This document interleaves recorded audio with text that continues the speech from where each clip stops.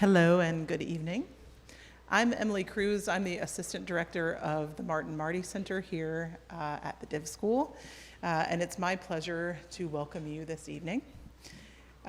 In just a moment, I'm going to introduce Mark Lambert, the organizer and moderator of tonight's event, but before I do that, I want to tell you a bit about the Marty Center and share a few notes about some of our upcoming programs, as well as our sponsors for tonight's event. So first, about the Marty Center. It's one of the places, though certainly not the only place, at the Div School where religion and the public meet.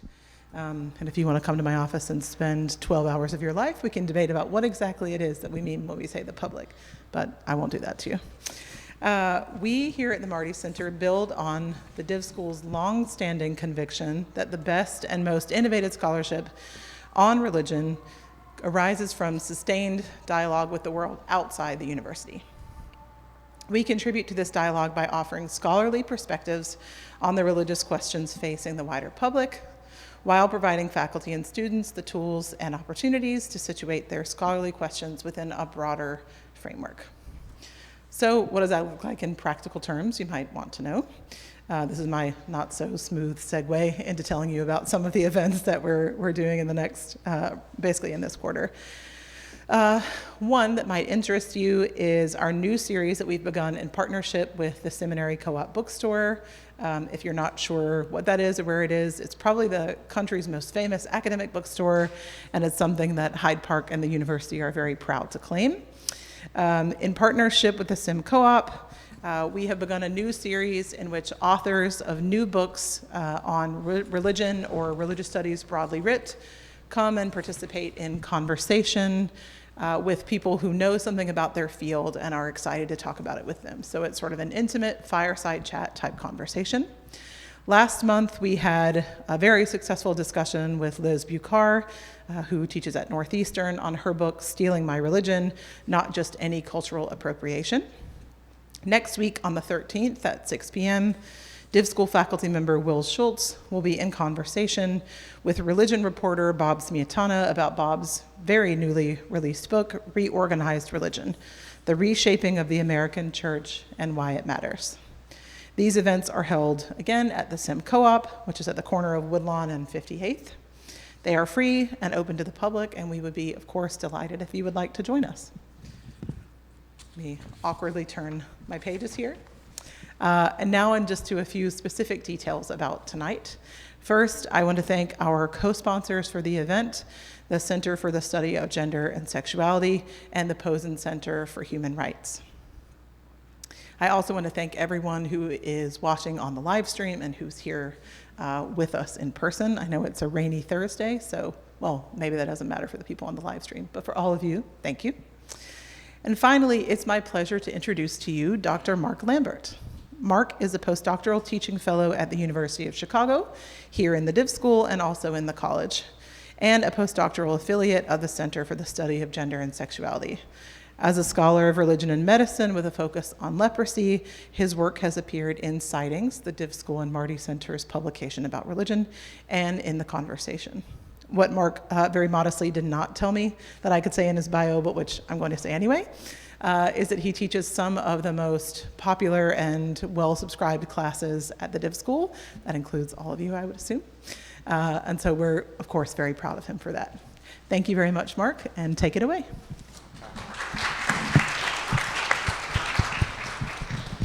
Well, hello, everyone. It is a real, genuine privilege to get to introduce our two speakers.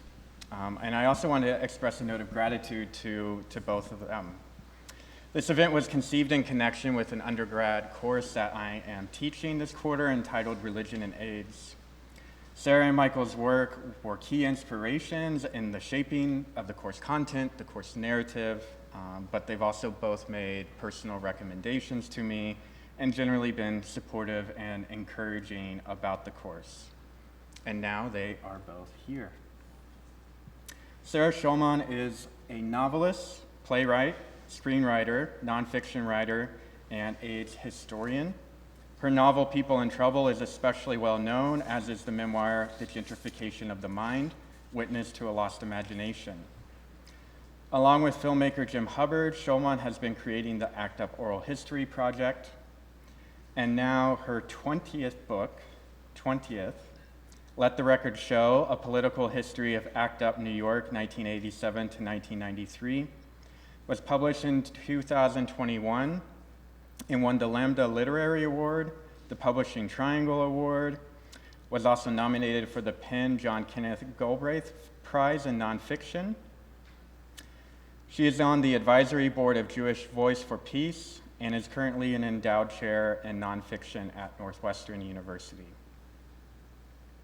Michael J. O'Loughlin is a journalist, author, commentator, and speaker who covers religion and politics with a particular focus on the Catholic Church. He's currently the national correspondent and associate editor at America, the Jesuit Review. He is the author of the 2021 Hidden Mercy, AIDS, Catholics, and the Untold Stories of Compassion in the Face of Fear, which is itself based on his America podcast series, Plague, Untold Stories of AIDS in the Catholic Church. And I'll also point out that the book was endorsed by none other than Pope Francis. Will you please join me in welcoming both of them?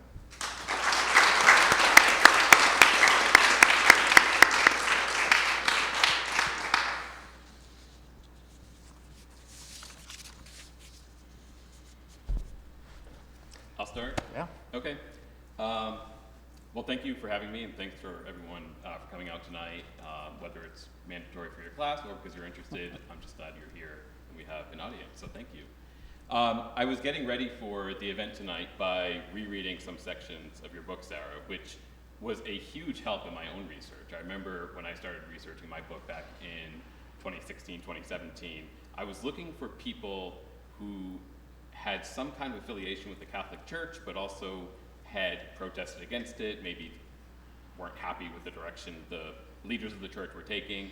And I discovered, I guess what would have been the precursor to the book, sort of this online database of all these interviews, and was just amazed at the work that had gone into it, the stories that had been captured, the videos that accompanied it, getting to hear people tell their stories in their own way. It was, as a journalist, just this incredible opportunity to be connected to other people. And you may not remember, but I reached out to you and we actually talked on the phone years ago, and you were very supportive and very helpful. So thank you. Thank you for that. So I appreciate that. And I have a question, a two-part question. The first part's easy enough, but I assume a lot of people here know a little bit about ACT UP and some of the history, but if they don't, I'm sure you'll be able to fill them in.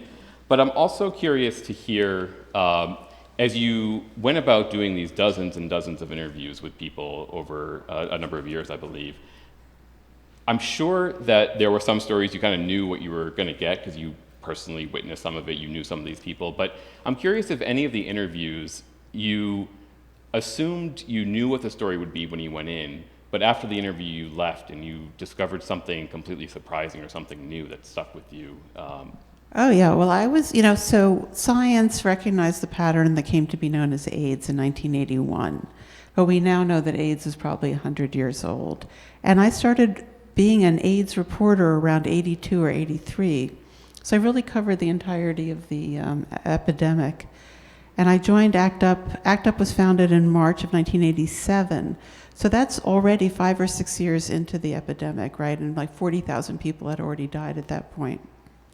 And I joined that July, and then I left around 92, 93. And we started doing interviews in 2001.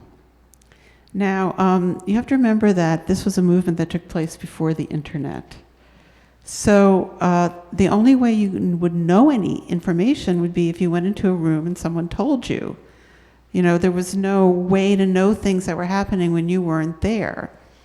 So when Jim Hubbard and I, who had been in ACT UP, started interviewing people, and we interviewed 188 people over 18 years, the very first thing we realized is that everyone in ACT UP was just like us. They thought that what they and their friends did was ACT UP.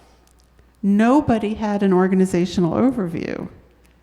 And there was no records. There was no records of the structure, the timeline of events. Nothing had been digitized. So we had to start piecing it all together. So every interview was a surprise, as a matter of fact.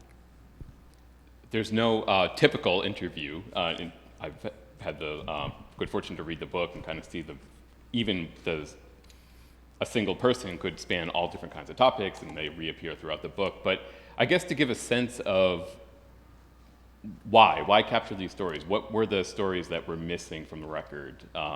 If people thought that they knew about ACT UP, maybe it was a misunderstanding, or like you said, everyone felt like they had their own story that was ACT UP, but you wanted to correct the record in some ways, right? And what was that about? Well, I think we have to go back to the beginning and look at so AIDS has been misrepresented since the first day.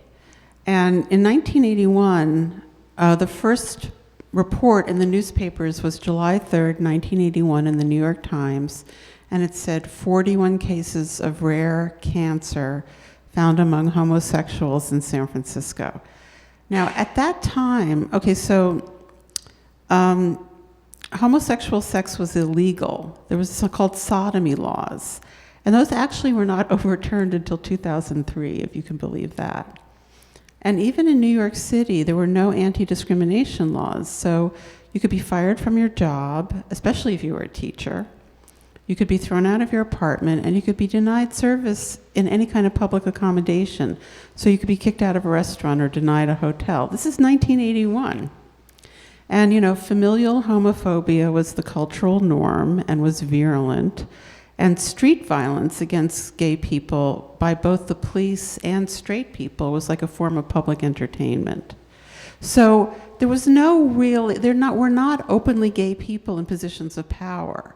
There were no sort of openly gay people in the media. There was no like Rachel Maddow or anyone like that, nor in the government, and certainly not in the private sector.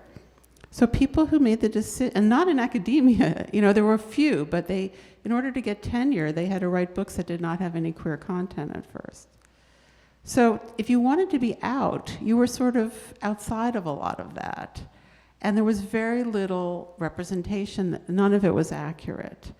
So AIDS was misrepresented from the beginning, and so in that period, in the early 80s, there was a lot of theories about homosexuality, and there were these biological determinist theories. It was like a pseudoscience that like now we know that sexuality and gender are different in each person and that they can change over the course of a lifetime. But that was not understood at that period.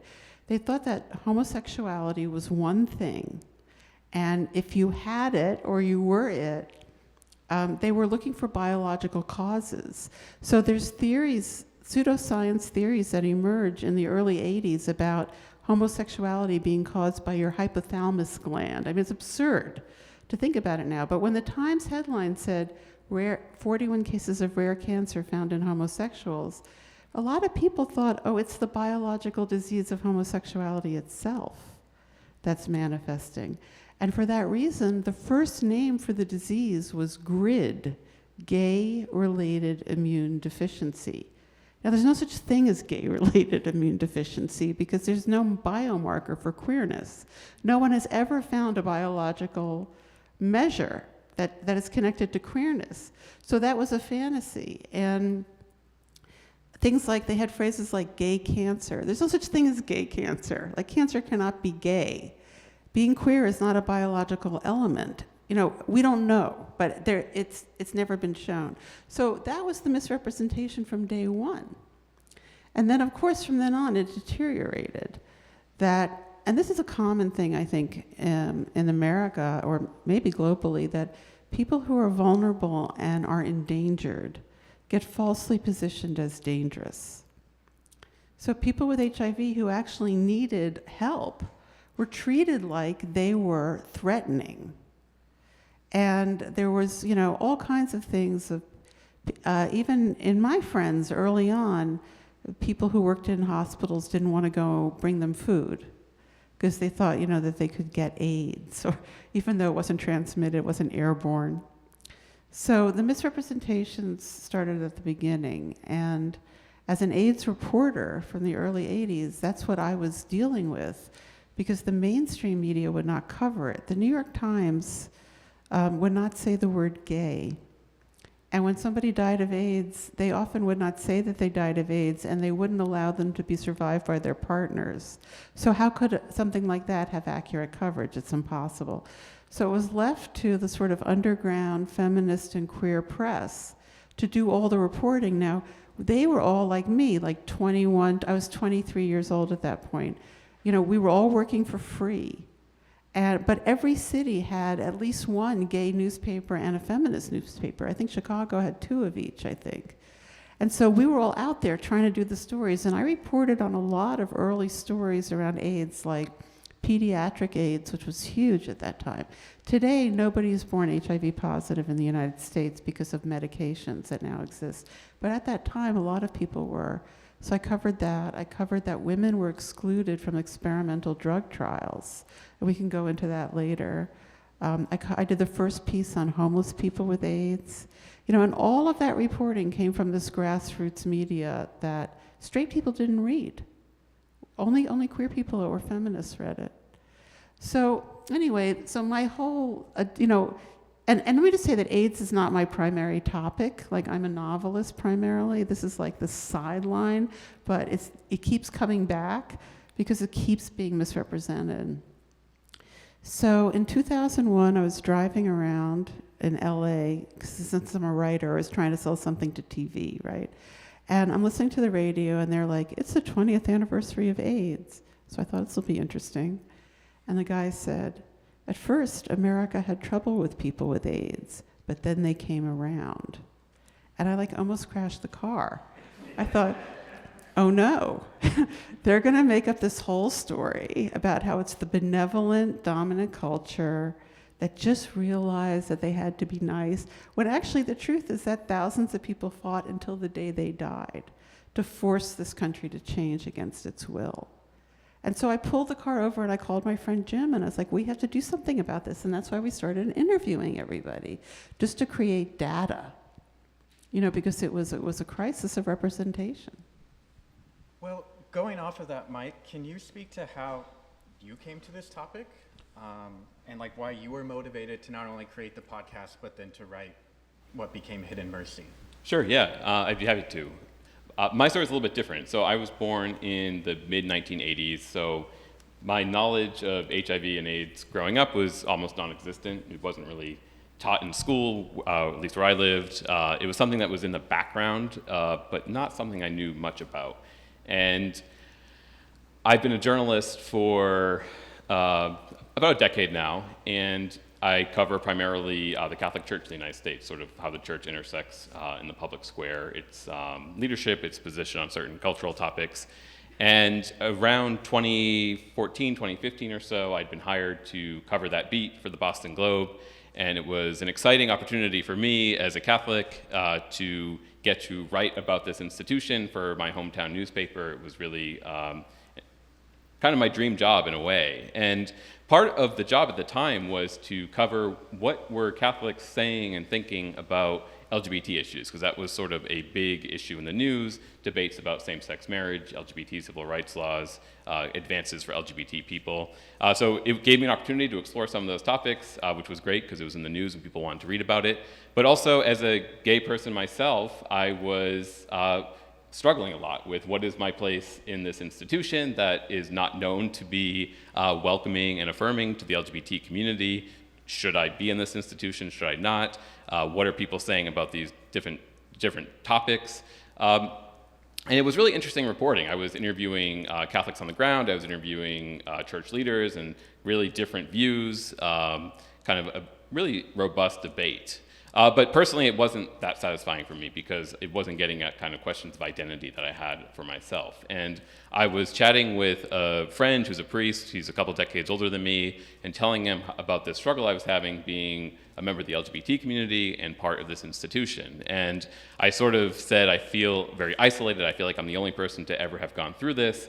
And he sort of nodded and I think rolled his eyes in his head a little bit because, of course, I am not the only person to ever have struggled with their sexual orientation and their religious faith. But he listened, and then he told me a story. I had known him for a while at this point, but he told me a story I hadn't known yet, that when he was a young priest in the early 1990s, he was working on a college campus in Canada, and there was sort of a new support group of sorts for people who were affected in some way by the HIV and AIDS crisis, whether personally or friends or family members, simply a place to kind of be together and talk and share their stories. And they were in need of a place to meet, somewhere they could just kind of meet discreetly because there was still so much shame and stigma at the time. And they were having a hard time finding somewhere on the university, so he offered them space in the Catholic Student Center. And that's where they met, and the group was going well for a couple weeks, or a couple months rather. But then his bishop found out about this and called him in and said, you have to shut down the group because it looks like the church is lending support to the gay agenda, whatever that was. And my friend was savvy enough and kind of played on some prejudices and said, well, you know, I can see where you're coming from, but it's actually a pro-life group because people are dying and we need to be there for them. And the bishop was kind of trapped and said, fine, you can allow them to keep using the space. So it was a very small example of a Catholic kind of doing the right thing and standing by a community. He wasn't directly involved, but he at least gave space, literally, to this group on campus. So I was encouraged by that because I hadn't known my friend to be particularly out front on these issues, but at least he had done something in his past that stood with this community. So he encouraged me to look deeper into this. He had known a little bit about HIV and AIDS ministry by Catholics who were putting a lot on the line because of the church's homophobic views at the time and its political activism against LGBT civil rights. They nonetheless were involved in early ministries, often under the radar. So at his advice, I spent the next several years kind of tracking down people who had done the right thing, even in the face of societal and ecclesial opposition. And the result was the podcast and then the book. Well, so, I mean, when you combine ACT UP and religion, I mean, the thing that comes to mind is St. Patrick's Cathedral and Stop the Church. And I mean, I wonder if you can just walk us through that. Sure. So, you know, the Catholic Church at that time, this is before the priest sex scandal, right? So the church was incredibly powerful. I mean, the cardinal was more powerful than the mayor, and he was in office longer. And they were notoriously, you know, of course, anti-abortion, anti-gay, all this kind of thing. But usually they stayed in their lane with the Catholic schools, and they didn't interfere with public schools. But during the AIDS crisis, there was a movement to have condoms distributed in the public schools. And there was something called the Rainbow Curriculum that was going to bring gay content into public school curriculum. And of course, we're refighting this battle right now because everything's going so backwards, right? But this is in the 80s. And so the Catholic Church started to get their people on the public school boards to stop condom distribution and to stop the Rainbow Curriculum. And we in the AIDS activist community really had to look at ourselves very deeply, because at the time, you really were not supposed to go against a religious organization. You know, they had all this special protection. They were tax exempt. They had all this power. And gay people were considered, gay people with AIDS were the lowest of the low. And you were not supposed to stand up to religious organizations, but we felt that people would die if these policies went through and that we had a moral obligation to oppose the church. So we started to plan this action. This was December 1989, called Stop the Church. Now, just to give you a little bit, this is pre-gentrification New York, where most white people were what's called ethnic whites, right? Like Italians and Jews, and you know, a lot of Catholics, Irish Catholics.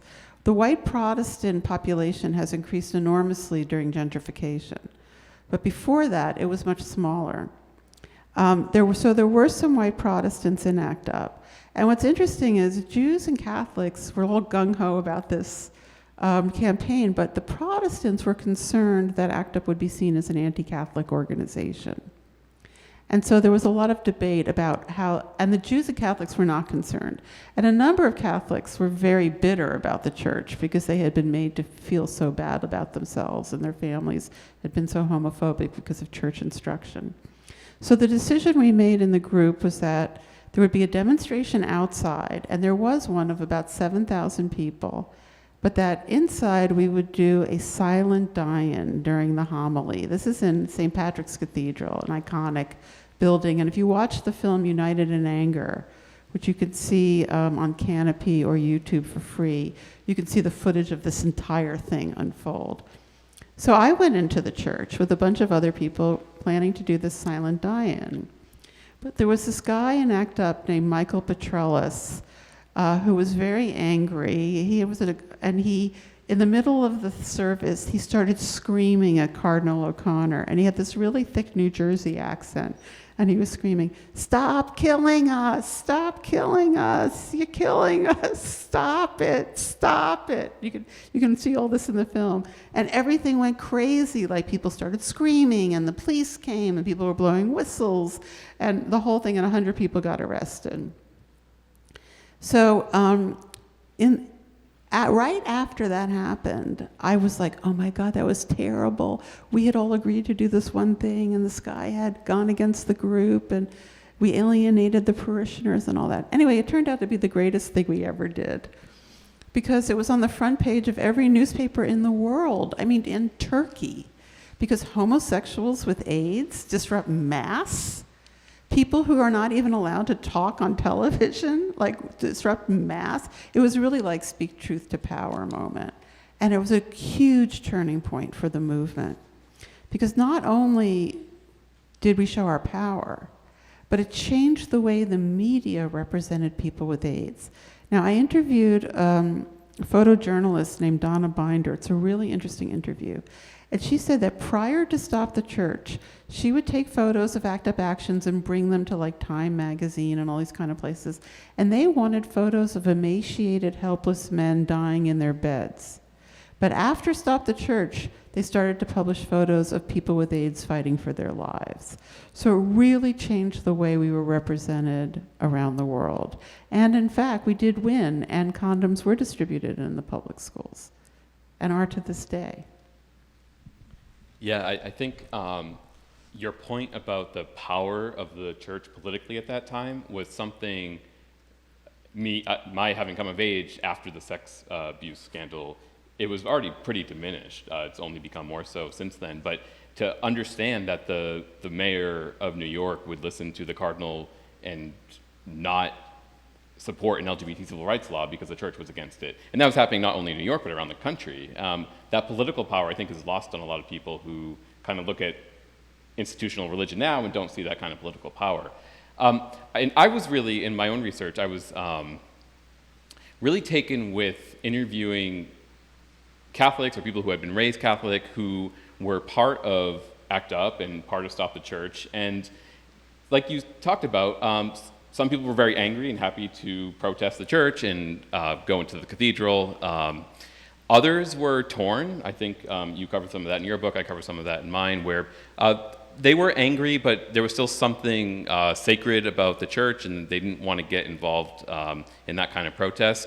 And then I think the most fascinating thing for me was I talked to a few people who were at Stop the Church who said that they were in many ways inspired by their Catholic faith to be part of that protest, because they saw the most marginalized group of people at that time, gay people with HIV and AIDS, and they saw in the Gospels that Jesus would have been with this marginalized group of people. So they didn't see it as being irreligious or disrespecting the faith. They saw it as living out their faith. So sort of this counterintuitive understanding of faith that caused them to protest the church. So there was, I think, this interesting dynamic between faith and social justice at the time.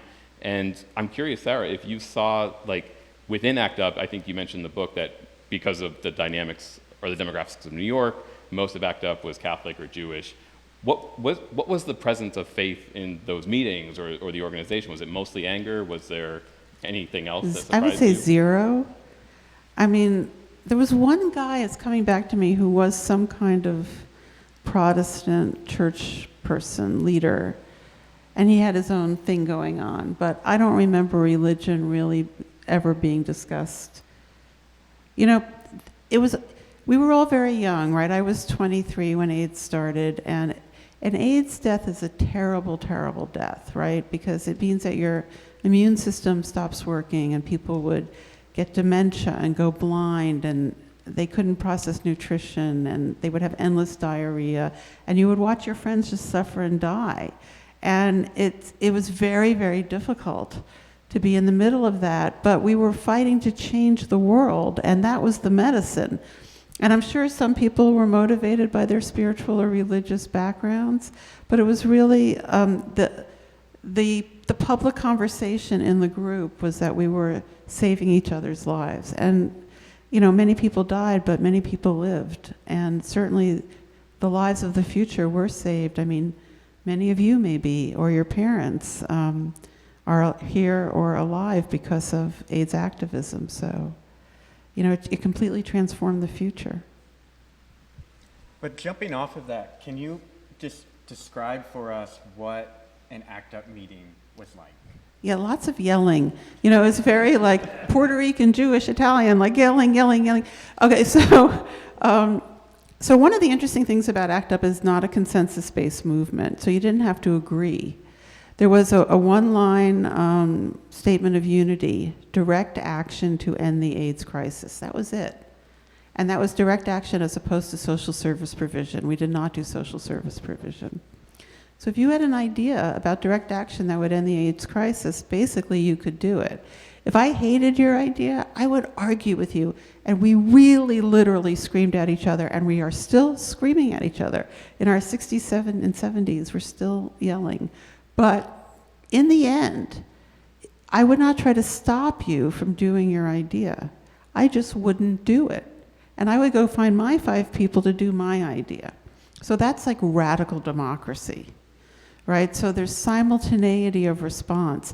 So there was such a wide range of actions going on at the same time that were so different, that had all different kinds of conceptualization, different aesthetics, and were aimed at different social milieu. Because basically real leadership means helping people be effective from where they're at. And that's how ACT UP ran, because it was run by people with AIDS, and they didn't have time to waste. And they had to be effective, and they had very concrete needs. So it was not an organization that debated theory ever. One of the leaders of ACT UP was an older woman, Maxine Wolf. She used to say that if you go action first, your theory will emerge, because you have to make decisions about how you're going to do your action, and those decisions will cohere your values. But if you do theory first, then you all get polarized and nothing is at stake, and you're not going to accomplish anything. So this radical democracy means, and if you look at my book, you can see that the range of stuff that ACT UP was doing was incredible. I mean, they were involved in a Haitian underground railroad. They were doing needle exchange. They were working with incarcerated people with HIV. They were working with high school kids. They were working with pediatric AIDS. I mean, it was just remarkable range. And the thing is that one of the reasons ACT UP was so effective is because of this coalition. Because in America, change is made by coalitions. You cannot do anything if you're not in a coalition in this country, if you're coming from the grassroots. And that's why it was one of the most successful social movements in American history. And it's grossly understudied. Jim Hubbard and I went to the Association of American Historians to try to get AIDS curriculum into 20th century US history classes in high school, and we failed. But it's amazing that people study the whole 20th century and never learn about AIDS or AIDS activism. Yeah, so one thing I noticed in writing my book, I certainly went to the New York Times because that was the paper of record. And I noticed as I was looking for coverage about what the Catholic Church was doing at the time, and in addition to the political power that we talked about, the city's healthcare system was, many parts of it were run by the church. Church-affiliated hospitals were providing HIV and AIDS care. There was money being directed to church institutions for hospice care. So to understand the response, the political response, the public health response to HIV and AIDS, you had to understand what the Catholic Church was doing because of its healthcare presence. And I noticed in the Times, though, that a lot of the coverage of Catholicism around this time was focused on people like Cardinal O'Connor, this politically powerful cardinal, other bishops around the country. It was very sort of top-heavy. And as I was getting into the research and learning about people like Father Bill McNichols, a young Jesuit priest who was in New York in his 20s, openly gay, which was pretty rare for a priest back then, helping to really pioneer what would become the church's HIV and AIDS pastoral ministry. So he was visiting people in their homes. He was volunteering on the AIDS wards at Catholic hospitals, providing meals, going shopping. His story was not covered because the reporters at these mainstream papers were covering the statements from bishops or political fights with bishops. And ministries like Bill's, which was not unique, he was among the first, but there were a lot of these kinds of programs going on across the country. They were really lost, and they weren't being covered in these mainstream papers. And Sarah, I know that you write about some, and we talked a little bit about this already, but some issues with how the mainstream press was covering HIV and AIDS. But I'm curious, like that's a theme that I noticed in my own reporting on this very niche part of the HIV and AIDS crisis. But were there big themes? What were the big gaps? Was it purely homophobia? Was it a lack of understanding science? Like, what were you covering that they weren't that would have been important? I mean, everything. They the main thing that when the mainstream media finally started covering AIDS, they created this categories of innocent victims and guilty victims. They literally used that language. And to them, a guilty victim was somebody who got AIDS sexually or by sharing needles. And an innocent victim was someone who got it by a blood transfusion or something like that. So if you had sex, you were guilty. I mean, as soon as we were begging them to cover it, and then when they started covering it, they screwed it up even worse, But like, for example, needle exchange, that's a really good example. So at the time, sharing needles was one of the main ways that New Yorkers were getting infected by HIV. And in those days, the whole rhetoric around needle use, the only thing that was proposed was abstinence. And now we know that abstinence doesn't work, and we have a new concept called harm reduction that was just coming into existence at the time. And it was a very cutting edge concept that you meet people where they're at and you try to help people reduce their risk. Instead of like insisting that they stop or they're gonna die. And there were quite a few current and former drug needle users in ACT UP, and their slogan was, dead addicts can't recover. So why not help people stay alive a little longer, and maybe they will be able to recover. So we wanted needle exchange, where the city would give out clean needles so people didn't have to share needles. Now, we had a black mayor at that time, David Dinkins, and the black community was really against needle exchange because they thought, that it was promoting needle use. So the former and current drug users in ACT UP had a very bold and, of course, high risk, right, which is addicts, very high risk people, strategy, which is they deliberately, illegally gave out needles so that they would get arrested, so that they would have a test case. Now, they could have lost that test case, but they won. And this went totally against media representation because the media did not understand harm reduction. And what's also interesting, in my book I have a photograph of a bunch of the defendants in this case. It's a white trans woman named Kathy Otterson, a black gay man named Dan Williams, and a white straight woman named Debbie Levine, and the attorney was a lesbian named Jill Harris. And this photo could have been an emblematic photo of the AIDS activist movement, but it was not published anywhere, because the media was mostly white males. So when the corporate media would be recording events or interviewing people, they would only see the white males and they would only interview the white males. But when you look at the movement media, because we had our own video collectives, that representation is totally different than what was on television, which is really, really interesting. One time, Larry Kramer, who was credited with much more than he actually did, but it was his talk at the Gay Center that was the catalyst for the creation of ACT UP. And then the media decided that he was the leader of ACT UP, but actually not one person that I interviewed thinks he was the leader of ACT UP. So no one in ACT UP thinks he was the leader. But anyway, in 1990, he and I had a public debate at this event called Outright, which was a gay writers conference. And I was like, Larry, like the next time the media calls you, why don't you send them to a woman or person of color and ACT UP? And he said, but Sarah, shouldn't we use our best people? So that shows you, that was the obstacle. That is, though, that exact point is something that comes out so strongly and Let the Record Show. And yeah, can you highlight even further, some of these other coalitions, you mentioned the Haitian Underground, which is another thing that I think just no one knows Well, like I have 3 chapters on Latinos in ACT UP. There were at least 37 Latino activists in ACT UP. And, this was the period of fascist dictatorships in Chile and Argentina, and a lot of intellectuals were in exile. I mean, now Latin America is the most progressive area in the world right now, has some of the most progressive governments, but at the time, many of these countries were fascist. And also there were people who had come out of the Mexico City student movement in the 1960s. And then there was a whole prison organizing thing going on, because Bedford Hills Women's Prison had political prisoners from the 1960s. And prisons that had political prisoners, those people tended to be incredible organizers inside those prisons, and those prisons had the most advanced organizing. And so at Bedford Hills, they started something called ACE, AIDS something in education. I can't remember the name of it exactly. But as those women would finish their terms, they would come out and join ACT UP. And a number were Puerto Rican and Dominican. So there were quite a few Latinos who had a lot of political experience. The thing now ACT UP was primarily a white gay male organization. The older gay men had come from the gay liberation movement. But most of the younger gay men had never been politically active, so they were the least politically experienced. So you had very experienced Latino organizers. You had women who came from the women's movement, which was the 1970s, right? So came from the feminist women's health movement, the reproductive rights movement, the anti-sterilization abuse movement, the women's peace movement.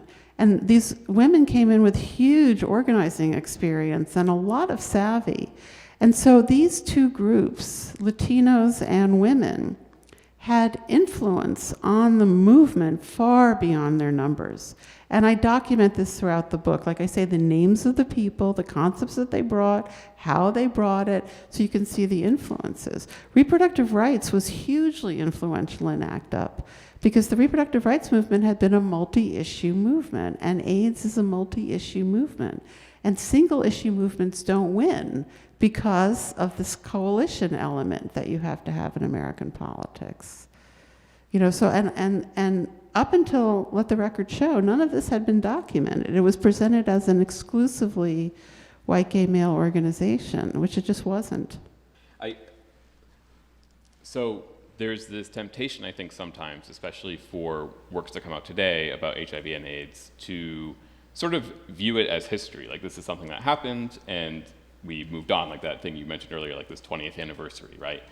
And of course that's not true, and in your book and in my book I make a point to say that HIV and AIDS is still a public health crisis here around the world, but you were explicit in your book that you did not want this to be sort of a nostalgic look back at this movement in history that happened, but instead it's almost, or what is the goal? What do you want younger people who didn't live through it to use it for? So there's a lot of takeaways that I think are very relevant right now. So right now, like I would say every community is under attack at this point, right? I mean, we are living in a system that doesn't care about human beings, and we have all these kinds of fronts going on.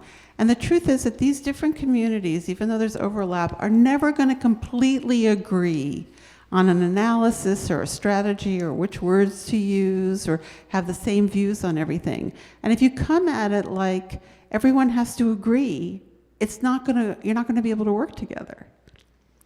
And like right now we have these micro critiques where like if somebody thinks differently than you on one thing, then they get trashed and then you can't work with them. That does not work. And let's just take the Catholic Church, for example. Like, I agree with the Catholic Church on a lot of things, about peace, about feeding poor people, about all of that, but I fight them to the end of my life about abortion rights, right? So when you agree with somebody, work with them on that thing. And when you disagree, walk away and find the people that you do want to work with. Because if you spend all your energy trying to tell each group why they're wrong, you're not going to be able to get anything done. And that's a big lesson from ACT UP, to be able to coexist with people that you don't agree with, and if you don't like what they're doing, don't do it.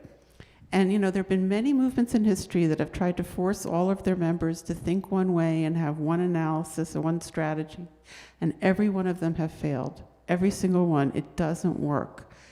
So that's like the number one takeaway. I think another thing that it really, and also the thing about don't forget about theory, go action first. Because also you need to have victories. Movements need victories. And if you pick something that's reasonable, winnable, and doable, here, let me lay it out for you, basically. You have an issue that you're trying to address, right? And you have to become the expert on that issue. And what I mean about that is, don't beg the powers that be to fix it for you. Because number one, they don't want to fix it. Number two, they don't know how to fix it, and they're not going to fix it. So you have to be the expert so that you design the solution, and ACT UP did this all the time.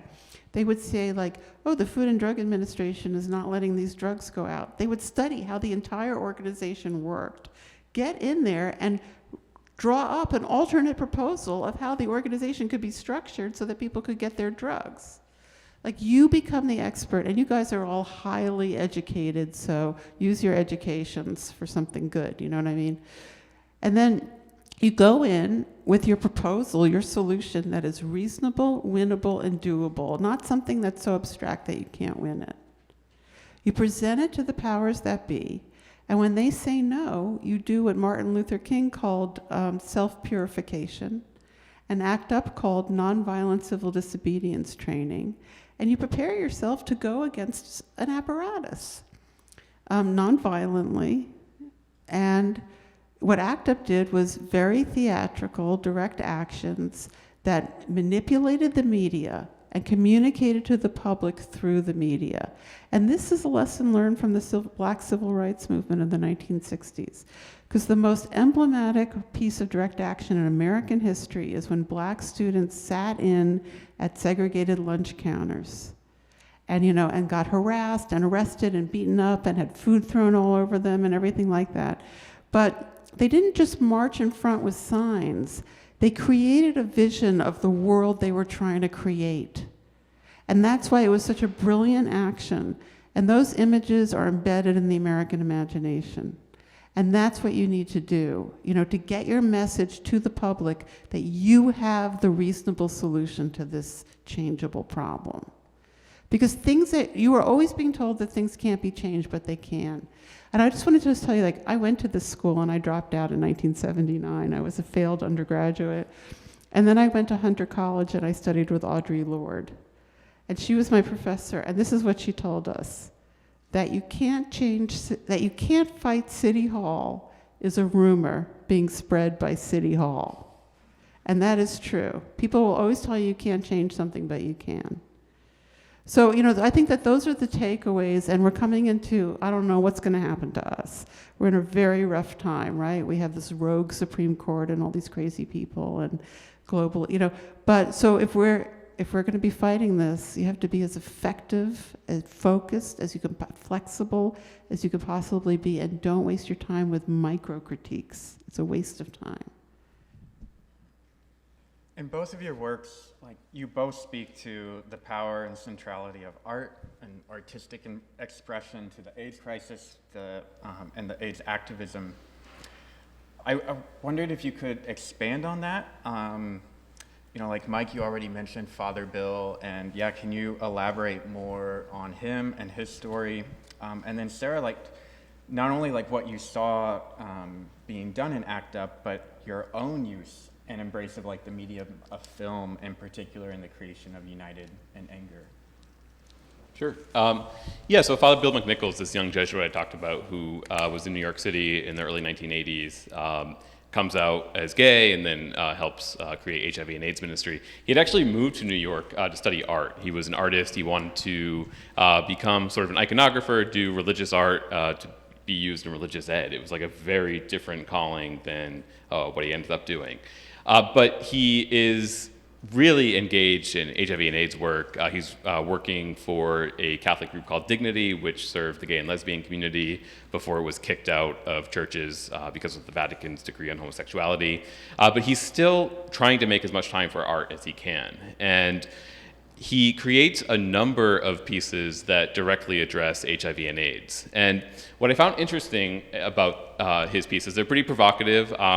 Some of them show someone in a hospital dying from AIDS-related complications who's being visited by a saint, sort of pretty clear message, right? Like saints would be with this community in need. It didn't take a lot to figure out those drawings. But there were others that were a lot more provocative. And one that sort of sticks in my head and has since I just came across it when I was writing the book, it's called AIDS Crucifixion. And it depicts Jesus on the cross with a sort of Bible thumper on one side, like yelling up at him, and then people on the other side also screaming at him, and above his head, where normally there'd be a sign, it says that he was a sodomite, a pervert, uses the F word. So like pretty radical art at the time, sort of to take this image that is hugely important to him as a Catholic priest and to Catholics around the world and sort of repurpose it. And I thought the message was pretty clear, like this is what's happening to this community in need. They're being crucified by these different powers in society. And I had actually the opportunity to interview some people, long-term HIV survivors who had come across Bill's art when they were in their 20s and 30s back in the 80s when it came out. And they were really moved by it. They said that they felt kind of seen in a way, that like someone understood the challenges they were going through and they were being depicted as Christ, which was, again, with the gay community, especially gay Catholics, being so reviled by many in church leadership, to then sort of flip that around and say that actually these are the people not only who Jesus would be with, but this is Jesus. Like these are the people being crucified by society. That was really powerful to hear from people who were impacted directly by his art. But I went back to Bill after I heard this story and asked him for his reaction. Like, what do you make of that? Like, I've tracked down some people who you don't know who were nonetheless really moved and edified by your art back in the 80s and 90s. And he kind of went quiet for a little bit, which isn't unusual. He's kind of a quiet guy. Heck, he had actually gone to a couple ACT UP meetings, but he's so reserved that the yelling was a bit too much, so he stepped away from that. But he thought about it for a minute, and he said he was surprised because he said when he was creating that art, he wasn't creating it for the gay community. He wasn't creating it for people with HIV and AIDS. Instead, he was trying to hold a mirror up to society to say, this is what you're doing to this community. You are the people who are crucifying this community that is so marginalized and so vulnerable. And he hadn't, which surprises me because it makes sense to me. And when Stephen, this person, described what he found in Bill's art, it seems kind of obvious, like that you would see yourself depicted like this and feel something. But Bill, even all these years later, hadn't considered the art to be that. He thought it was something being held up to society to indict society, really. So it was just really moving experience, though, to be able to connect Bill with this individual who had been so moved by Bill's art back in the 80s, and to have Bill understand his art in a different way that he hadn't considered before. And that's just one example. Bill created lots of art in the 80s and 90s that was his form of activism. It was very quiet activism in some ways. It wasn't sort of the in-your-face tactics that other groups did, but for him it was his way to challenge both society at large, but also an institution that he was part of that he saw mistreating the gay community at the time. How many people here are artists? Okay. So, I mean, I think the thing you need to understand is that there's a real difference between art and entertainment. And like entertainment is telling people what they already know. And that's the most highly rewarded thing you could possibly do because it doesn't change a thing. And art is expanding how people understand. And so in entertainment, there's a confusion between familiarity and quality. Like if it looks familiar or it's repetitive, they think it's good. And if you're actually inventing something and doing something new, then they think it's wrong because it's unfamiliar. So if you're doing something that's really interesting, you probably will have trouble with the apparatus, with the machine, and it can drive you crazy. So you have to be prepared to make the work anyway and to get it out. So like, for example, Jim and I made this film called United in Anger. Like I said, you can see it online. It took us 10 years to make it. We couldn't get any funding from the funding sources, but 500 individual people gave us money. And we made the film, and then we literally took it around the world and showed it to people with AIDS all over the world. We took it to India, Brazil, we took it to Palestine, we showed it in Lebanon. We went to Russia right after the anti-gay laws had just been passed, and that was completely crazy. because people were afraid to come see the film because the police were standing outside. It was just like under all these circumstances, and we met people with AIDS all over the world, and it was incredible. And none of this was organized by any company, no corporation. We just did it. And that's ultimately, if you're doing something that's really necessary, you may have to do it that way. Now, so you have to adjust to that. And it's a process of always asking yourself, like, is what I'm making important? Because I think the job of a novelist, for example, is to show how people experience their own lives. Not how we think they should experience their lives, not how we wish they would, but how they actually do, the truth of people's experiences. And that can be something that people find very threatening and the machine may not want. But if you believe in it, you have to fight for it. I can just tell you, I've had all kinds of experiences. I've published 20 books, some by the most powerful presses, some by the most unknown presses. And you never know what's going to happen. I wrote a book called Conflict is Not Abuse, and I couldn't get published in the United States. Every single place turned it down. One of the reasons is because I'm a longtime supporter of Palestinian liberation, and if you have something about Palestine in your book and it's an example for a larger question, people don't understand it because it's seen as so exceptional that it has to be its own. Anyway, I think that was the obstacle. But at any rate, I published it with a small queer press in Vancouver, Canada, called Arsenal Pulp Press. And I thought, well, no one's going to read that book. And guess what? It has now sold 45,000 copies. It's been translated into 3 languages. Because if you have something to offer and you're out there with it, sometimes people will find it. It's not a guarantee, but that can happen too. So it's just constantly being honest with yourself about whether you think what you're making really has value for other people. Just off of that last point that you made,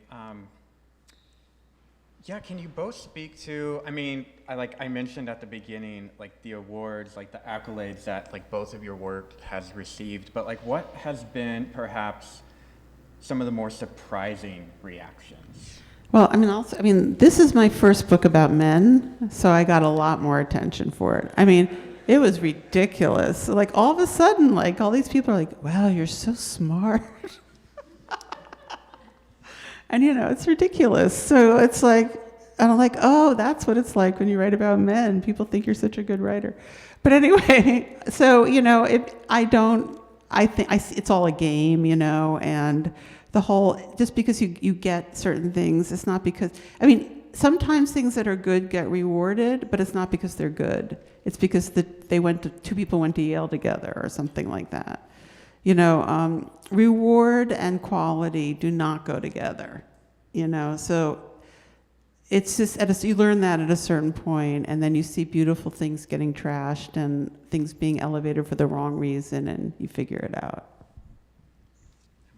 Yeah, for me, it was the influx of emails I received from readers. So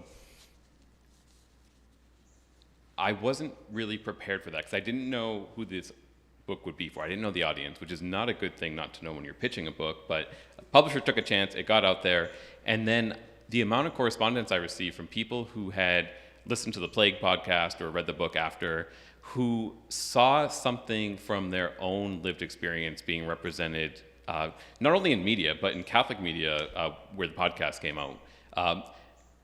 Good experiences, but often people who had very negative experiences with the Catholic Church. So losing a loved one to age-related complications in the 80s or 90s and having sort of a terrible encounter with a priest or a family member who was very devoutly Catholic, and then having the opportunity to hear similar stories. Because in the book, even though tonight I've talked about Father Bill and some good examples, those stories are exceptional only because of the challenging circumstances in which they undertook their work. So I go a lot into some really negative stories that people of faith inflicted on others at the time. So people wrote to me to share how they had undergone similar experiences, and sometimes they would tell me that they hadn't shared that story before, and they would send me these very long emails and kind of open up and share their stories with me.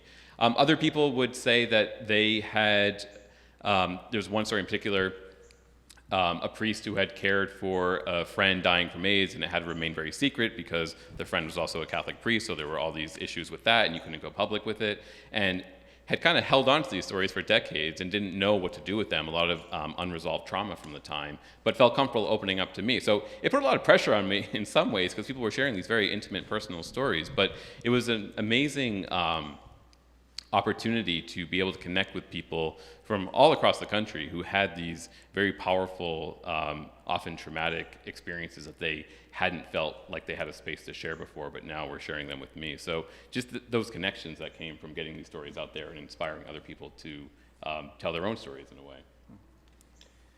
Well, yeah, let's go ahead and open it up to other questions. Well, I think each generation learns how to work with the technology of their generation. And don't forget, systems are not fixed. Like, people and systems act on and transform each other. Like, right now, we're not doing very well, the people side of things, right? And there's so many problems with corporate and control of information. But, people are very brilliant and can come up with ways of transcending and overcoming what's imposed on them. And that dynamic of resistance is what creates new culture. It's not a guarantee, but it can happen, and it always does happen. So for the folks watching at home, question about the rhetoric of martyrdom during the peak of the AIDS crisis. Yeah, that's a fascinating question, and one that didn't come up in Bill's work, at least, and that's probably the most I get into in terms of art from the time. But I hadn't thought of it like that either, and I'm curious if, Well, like, there's a filmmaker, Derek Jarman, who died of AIDS, and he used that imagery, and Ray Navarro was an artist who died of AIDS. If you go to Visual AIDS, which is a website devoted to artists who died of AIDS, and you can look at people's work, you may find things that resonate with that for you. So, question about the role of forgiveness in AIDS activism. Relating to the Catholic Church?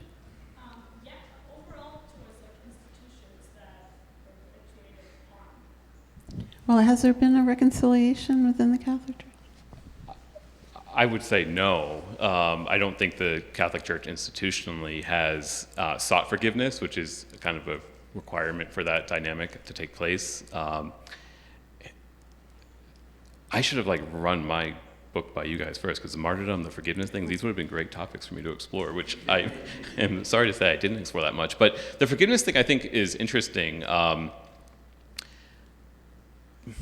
because I think for the forgiveness dynamic to work, the institution would have to kind of would have to apologize, and it hasn't done that to date. There's been some individual leaders who have sought to apologize, but that's a whole, I think, internal debate taking place today in some ways. But yeah, I think that's an interesting question that I just haven't explored that much, so I will not make up an answer to give you. I mean, the people who have caused the mass death of AIDS, none of them were ever punished or made accountable. So, like, politicians who tried to hurt gay people or people with AIDS, like when Ronald Reagan died or when Jesse Helms died, the media didn't even mention what they did to people with AIDS. Or like people who own pharmaceutical companies who wouldn't let poor countries get the drugs and made fortune, they never really were made to be accountable, or their names aren't even really known. So there would have to be like at least some kind of punishment or accountability for there to be forgiveness. So even the first step has never occurred. People have never taken responsibility for what they did. Yeah, and Father Bill McNichols told me, I asked him, or he often noted that he felt like society kind of tried to just move on from this and not really spend the time reflecting on the crisis. And his theory is that there was so much shame and stigma and abuse inflicted on the community by so much of society that people are ashamed today to think about how they acted back then and don't want to touch that. So as society, we kind of just moved on from it all. So I think that sense of even individual people acknowledging what they did or what they did not do at the time would be pretty dramatic, I think. But that, I think, would be a necessary step for this forgiveness to take place, sort of the accountability, and then recognizing individual failures as well. Sure, yeah, so the question, I think, is the institutional views around homosexuality, and then sort of the institutional failure in many ways around HIV and AIDS, contrasted with different ministries, different parishes that maybe were doing a better job. Yeah, it's a good question. I mean, it's one of the most surprising things I learned, which shouldn't have been surprising, it's even embarrassing to admit now, but I'd always known about the church's teaching on homosexuality. It condemns homosexuality, and I knew that this famous document came out in 1986 that is still sort of the basis. It's still the language that the church uses to condemn homosexuality today. And I'd always known that. Like, I'd known it came out in 1986. I don't know why, it's just something that stuck in my head.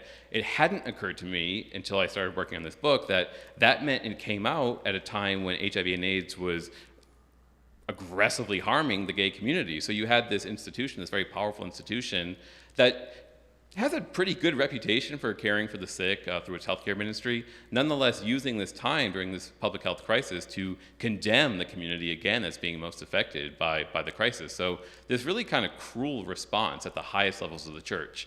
And I learned that Pope John Paul II didn't comment on HIV and AIDS until he was asked by a reporter when he was planning to visit San Francisco. So sort of ignoring this massive crisis and then also condemning the community being most affected by it. So it was not a good response on the highest levels of the institution in the 1980s and 90s. At the same time, you asked about parishes. I write about this parish in San Francisco called Most Holy Redeemer that pretty early on had made an effort. It's located right in the middle of the Castro, so it's serving a primarily gay community at that point. Late 1970s, early 1980s, it wants to embrace the community. It had a pretty forward-looking pastor who said, yeah, we know what the church teaches, but this is our parish, this is our neighborhood. And they built this pretty vibrant, mostly gay community, so that by the time HIV and AIDS becomes a big public health crisis in San Francisco, the parish is equipped, it's like organized, it has this big gay population. And they make some missteps, but eventually they found a program that is bringing meals to people, that's doing cooking, cleaning, ministering to people who are homebound, who had been abandoned by friends and family. They give a piece of parish property to an organization that creates housing for people who need housing because they can't work because they have sicknesses related to AIDS. So it's really doing this kind of direct service work that not a lot of places were doing. They certainly weren't unique, but a big need in society at the time. So how did that happen? And that was sort of one of the questions I examined throughout the book. Like, how did this one faith inspire these very different reactions? So you have priests and nuns, the Catholic LGBT community responding in really heroic ways in many instances, but you have church leaders being quite cruel in other ways, but they're all inspired by this same faith. And there hasn't been kind of a definitive answer. I've been surprised by people who point to the Gospels as acting in both ways, or point to church teaching saying, well, we're instructed to care for communities in need, or it's my own community and I'm responding this way. So that's kind of been this tension that I think for people who are part of both the LGBT community and a religious institution that's not welcoming, that you just have to be comfortable living with, because I don't think there is a kind of clear, easy answer to that. And can you elaborate? I assume you're talking about the Halloween letter. Yeah. Can you just elaborate on what that was? Sure, yeah. So the Catholic Church has a long history of condemning homosexuality that goes back many centuries, of course. But in the 1960s and 70s, there was a sense that maybe the church was liberalizing on this topic. Theologians were starting to push church teaching a little bit and say, maybe homosexuality, maybe it's natural, maybe it's something that God actually is responsible for. And if that's the case, you can't really condemn it as immoral. If there was this theological distinction that maybe homosexuality itself was considered amoral, it was just a fact of life, whereas homosexual acts could be considered immoral. So it was this kind of accepted idea in theological circles in the 70s that seemed to be opening the door to maybe, okay, if we can take care of that first part where homosexuality is moved from being immoral to being amoral, like maybe that's a way that we can make progress on LGBT issues. But by the 1980s, conservatives kind of take power back in Rome, and they want to shut that down. They want to say, absolutely not, we're not going to go through that door. So by 1986, the church wants to really reiterate that homosexuality itself is immoral and homosexual acts are not permissible. So the Vatican releases this letter. It's made public on Halloween Day in 1986, which is why it's called the Halloween Letter.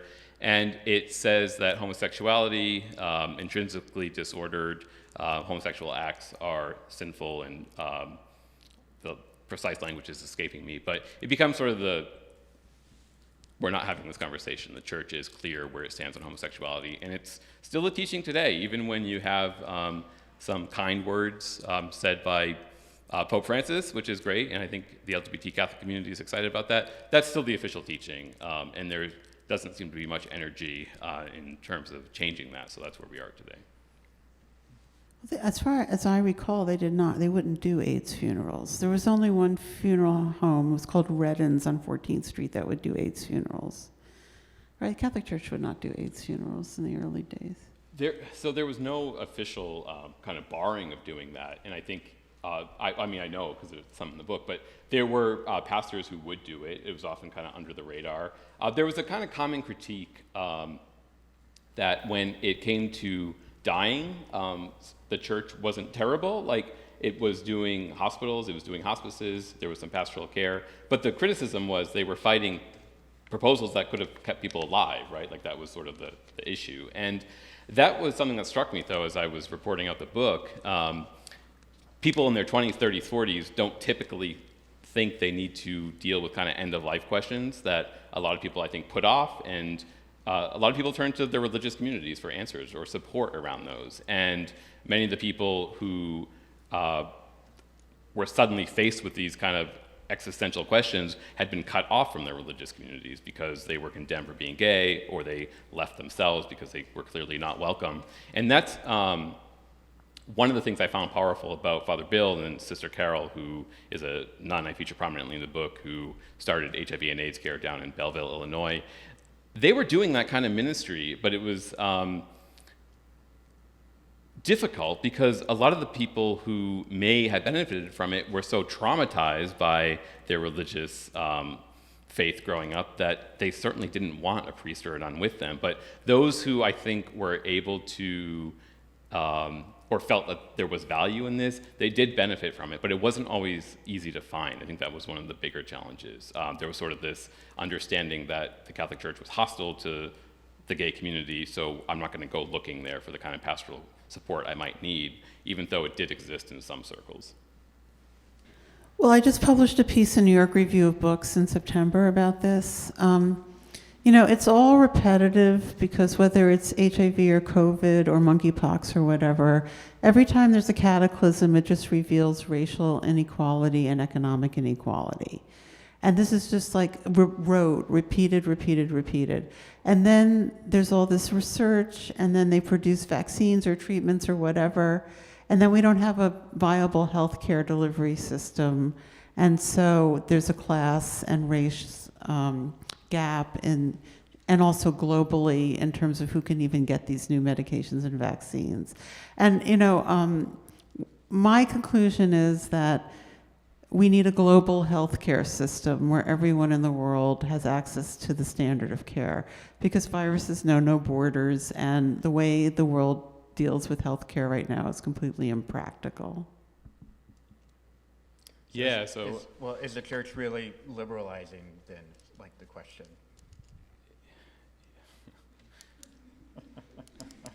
I try to stay optimistic, and that's sort of like my book is, I sort of set this background of a very negative thing that happened, and here are some examples, the exceptions to that, right? So maybe, but no, I don't think so. I think here in the United States, which is my beat, so I'm most expert on that compared to the rest of the world. Here in the United States, I think the church is actually becoming more conservative. Younger people of faith tend to have more conservative political views than even their parents or grandparents' generation did. Younger priests here in the United States tend to be far more conservative than priests who were ordained in the 70s and 80s. The bishops in the United States are more conservative than their global counterparts. So at least here, I think there'll be a doubling down on kind of traditional teaching. Around the world, places where the church is growing the fastest hold the most traditional views of gender and sexuality, so that suggests that more conservative trends will continue to take hold. I think Pope Francis, who's not a liberal on these issues by any means, he's said some really encouraging things, I think, which the LGBT Catholic community has been appreciative of. I think that he is doing his best to sort of shift away from culture war issues to other issues, like social justice issues, but I think it's going to be a tough ride going forward in the future because there is this conservative trend that's playing out here and around the world. No, all studies show that needle exchange lowers rates of HIV infection. It's completely proven. The only reason that anyone would be for abstinence is because they want to punish people. You know, it's a leadership crisis because just like getting a lot of people somewhere to stand somewhere and listen to speeches or yell or march around, it's better than nothing, but it's not part of a campaign. So it's more productive if you have a demand, which is because you've become the expert on the issue and you've developed a solution and that's your demand, and you're doing actions to push for your demand. So you have a campaign, so each action is connected to the next action. So like at an ACT UP action, you would go to it and you would get a flyer for the next thing, so that you're always building, and it's always for a concrete ask. You know, and I think if you do that, it's more productive. How do you cope with the emotionality? You mean like I never get burnt out. And the reason I don't get burnt out is because I don't do things that I don't think can be effective. Like when I was very young and I was just getting started, I wasted my energy, but then I figured it out because I have the privilege of having been in a few movements that were successful to a degree, even though now it's a give back period. But you know, I think if you're very focused and you're building campaigns and you're facilitating people where they're at instead of asking people to be different than who they are, it can be very satisfying. And my personal view is, you know, I'm not religious and I feel like this is my one and only life. And the purpose of life is to expand happiness and justice. And so if I'm participating in that, I feel very satisfied. But wasting people's time, then that's how you get burnout. When people have victories, they get very excited about changing the world, and we do change the world. And, you know, now we're in a period of regression, but this has happened before also. Yeah, Mike, how did you work through the emotional Yeah, I mean, weight this was an interesting project for me because generally I'm just doing reporting and sort of asking other people their thoughts on things and reporting their stories, and I felt like to do this project well, I had to insert myself a little bit into the story and explain why I was interested in this, because I do have a stake in it. It was not always the most comfortable experience for me. What kind of kept me motivated, though, was this opportunity to develop some real intergenerational friendships, learning history from people who lived it, who were there, something that was interesting to me for sure, but then just connecting with these individuals, because I wouldn't have otherwise if it weren't for the fact I was calling them up to get some more stories for this book I was working on, and I've had the chance to stay in touch with them and learn a lot of these stories. So I think that's been a big takeaway from this, is the importance of seeking out the wisdom from people who have a couple decades on you and really listening deeply to those experiences. And yeah, that's kind of been my silver lining to all this work. Well, it's a very different environment because everyone is siloed now, right? So it's not like there's 3 television news programs and the whole country's watching them. We've all curated our own information and we're all getting information differently. And we mostly are learning from our feeds. It's, you know, most people don't just read a magazine anymore, right? They have a curated feed. So it's hard to say. In some people's worlds, it's adequately represented, and in other people's worlds, it's completely misrepresented. And that's part of the problem, that we don't have a common ground of information and discussion.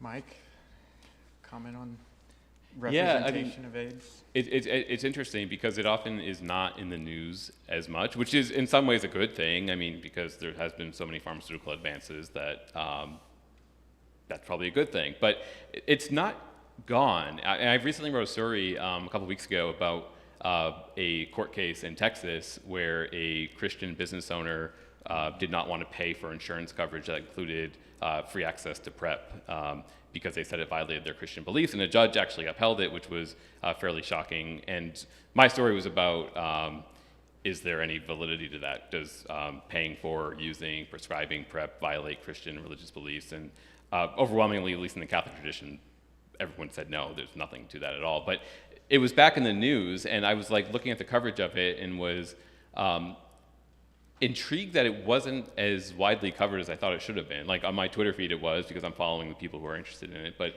I thought it was a big thing where like maybe there's this right not to cover this like life-saving treatment. I thought it should have been a bigger story than it was. So that's just on top of my head thinking about that kind of thing. Well, that's with abortion. I mean, this is, and anyway, this issue is going to the courts this Yeah. year. So. Yeah. Well, I want to thank everyone for coming. I want to thank everyone for watching at home. And I certainly want to thank Mike and Sarah for being here. Thank you for your incredible work that you've done. Yes.